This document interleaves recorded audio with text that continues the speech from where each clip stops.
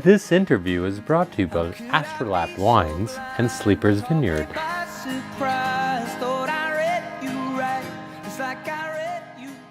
We have the great luck to have one of the best winemakers in New Zealand do a wine tasting on screen for us. This film was only possible because of the sponsorship of Astrolabe Wines and Sleeper's Vineyard. There's a way to get brand sponsorship without becoming mercenaries or selling your soul or doing any of that stuff.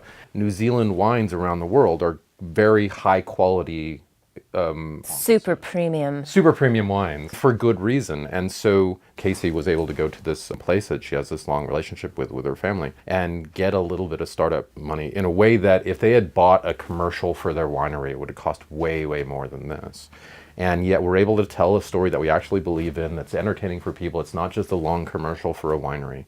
And yet it also has delicious wine in it. So building relationships with filmmakers and these companies that are like, we want people to know about us. We want people to know about what we do and why what we do is so different.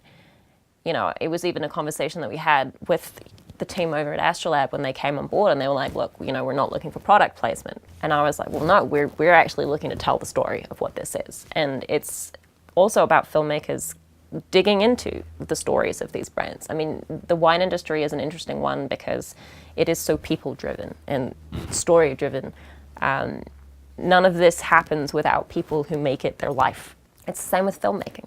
You know, you make it because you're passionate about it. You're not doing it because you think you're going to make it. It's the joke that applies in the film industry also applies in the wine industry. How do you make a little money in the wine industry? You start with a lot of money. They're a company that values artisanship, and they value being different, and they value taking the time to do something right.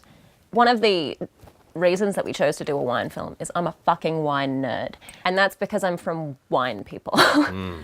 Every wine film that we'd seen previously is usually about some middle-aged person having a life crisis and realizing that everything gets better with age. And I don't know if you've noticed that the world's burning trash fire. And people are having their midlife crisis a little earlier now. Quarter-life crisis, baby.